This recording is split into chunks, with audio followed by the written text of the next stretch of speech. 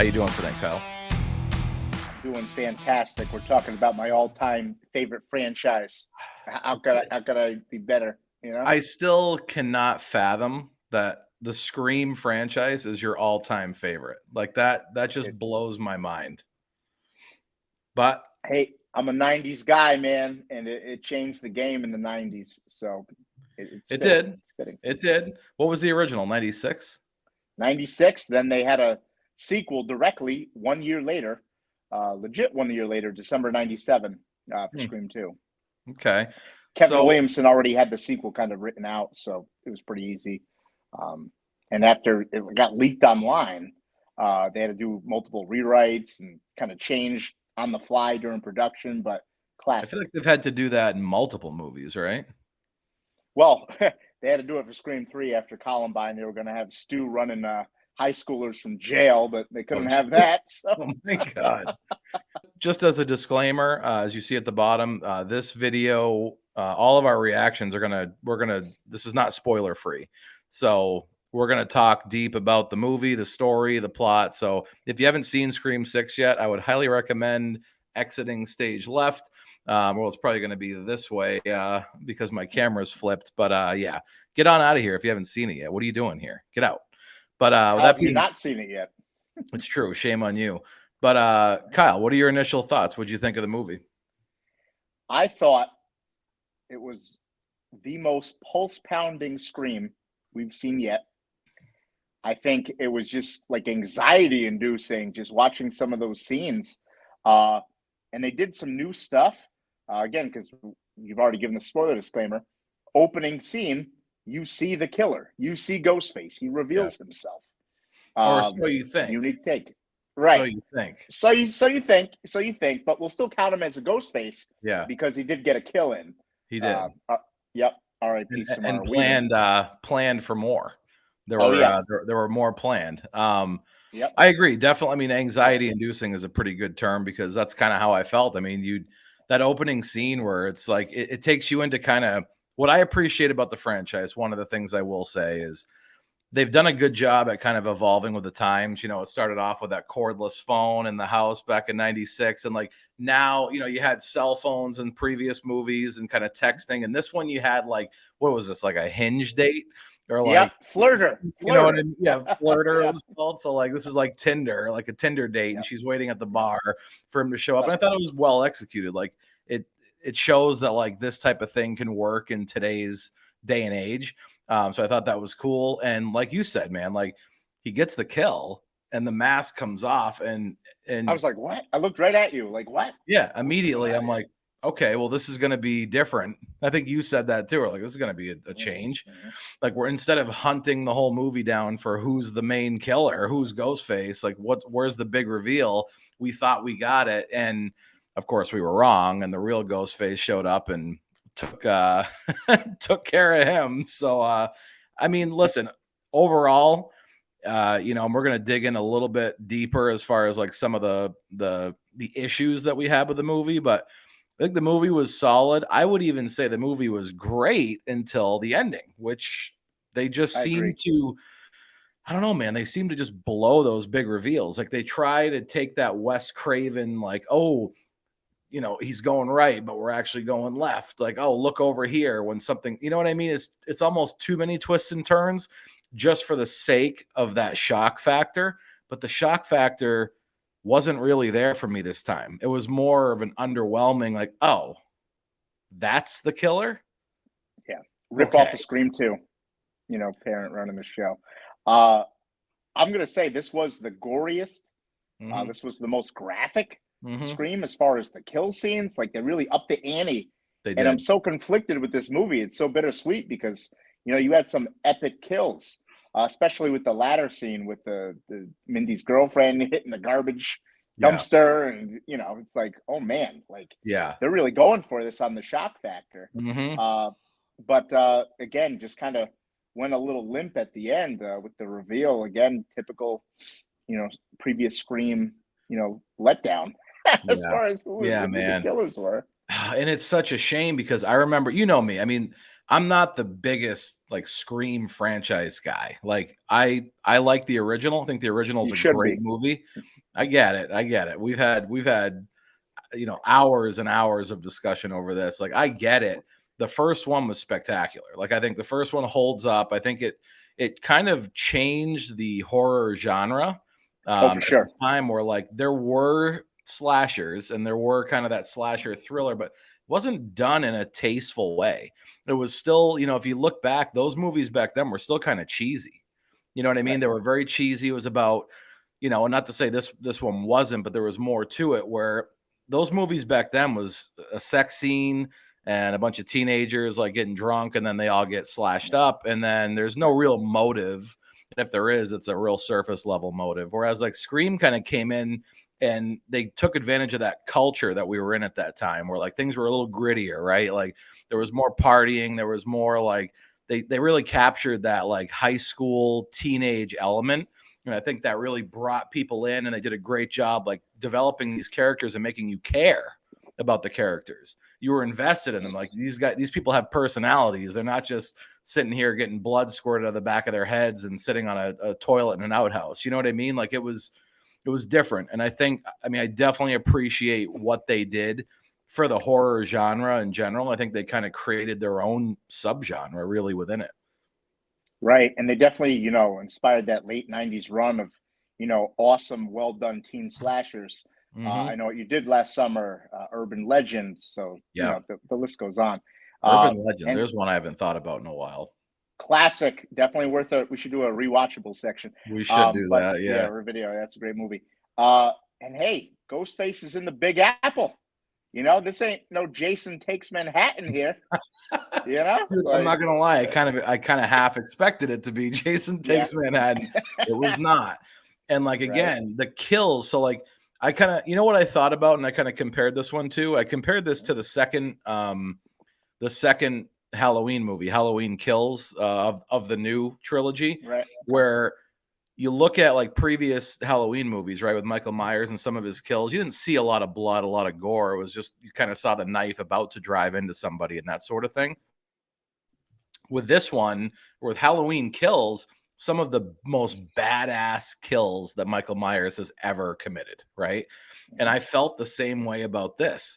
Watching Ghostface and some of these kills, just from the sound effects, little bit of gore, but not like anything crazy.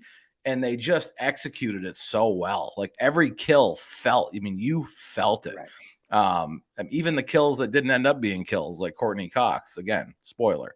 But it just you felt every minute of it. You could feel like Right.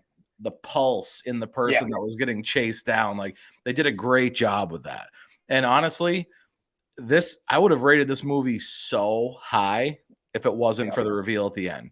Do you want to kind of sum up what the reveal was at the end and the family and kind of the ties to Scream 5 and how that played out? Yeah. So basically, the reveal is, um, well, in the beginning, again, there was the Ghostface who revealed himself. He was going to be a college student that attends the same college as Sam and Tara, the survivors from Scream 5, with a buddy of his. They were going to finish the killer, one of the killers of Scream 5's Richie's film. Yeah. And also, they felt that Sam, the older sister, Billy Loomis's daughter, Yep. really did orchestrate and frame Richie and his girlfriend. Yeah. So they were going to finish his movie and then expose Sam as the real killer and frame it on her. But Richie's dad and two siblings. So think about it. That's four ghost faces and a potential for a fifth if he didn't end up in the fridge, which Yeah. is pretty gory itself. Yeah. Which again, new for the Scream franchise. Yep. So yeah, so the father and the sister of Richie end up going to New York to take care of Sam and Tara and the surviving crew. They plotted this out, and they also had a name change for the brother, who was Chad's roommate. So again, there's a lot of family dynamics going on, which is very similar to Scream 2. Where you had Billy Loomis's mother orchestrating, and you had her with the fake name. They Mhm. really took the parallels with the college and the parental aspect from Scream 2, Yeah. which I think was kind of a weird cop out. If they were doing everything different, even if you watch the commercials leading up to it, I'm something different. Yeah. Or like right after he kills that, original Ghostface from the movie, Yeah. he's like, "Fuck movies." Well, okay, but then you're gonna have a whole family dedicated to finishing Rich's movie and his Yeah. fan fiction, and try to cancel, Sam, and then kind of frame it on her with those other two schmucks, Yeah. with that shrine in the theater. Which, by the way, the Which shrine was was cool. cool. I liked the Shrine was shrine. cool. Okay. Like I appreciated that. I Yeah. thought that was a really nice touch to like tap into Right. like all of our nostalgia. You know what I mean? Yeah. Like it was real, it was cool, and I understood it. I liked the scenes with Billy, like Yep. in the reflection. I thought Yep. that was really well done. I really thought the movie was pretty damn well done It was. until you find out it's a whole family of Yeah. homicidal maniacs. Like, okay, like I get it. Sure, could it happen? Yeah, but typically, and here's the deal: there was one obsessive homicidal maniac, right? And that was from Scream 5. What was his name? Richie. Richie. Yep. He was the maniac, and then he dies. Okay, Right. and now the rest of his family all of a sudden flips Yeah. a switch, and now Less than a year later. they're all cold-blooded killers now. It just the whole movie fell apart in the span of 30 seconds at the end, and it was Yeah. such a shame. And for that, I got to be honest, like the movie does not have, I don't give it a high rating, and we're going to give our ratings at the end of the show here in a few minutes, but like, Yeah. man, they really could have done something special. Yeah. There's so many different ways they could have gone with the killer, and they just gave us another meaningless Ghostface. For sure. And how Meaningless. was he going to get away with it? So you look at the previous Scream movies, they all have pretty airtight alibis how they could get away with it. How was the father going to get away with it being in the NYPD, which, by the way, he changes his name. They don't run a background check to see like your son was like one of the biggest killers like from the previous year.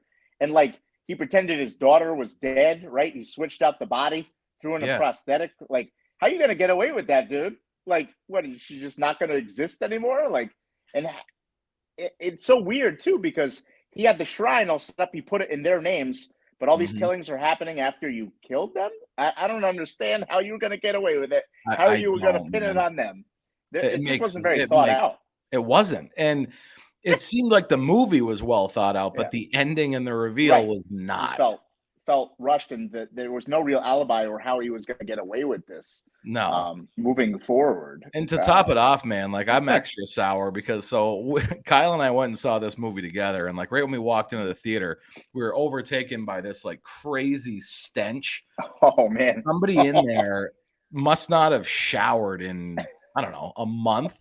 I mean, it was the most putrid smell I think I've ever experienced in my life, and it took over the entire theater. Okay, it was a harbinger of that ending. yeah. So we were dealing with that, right?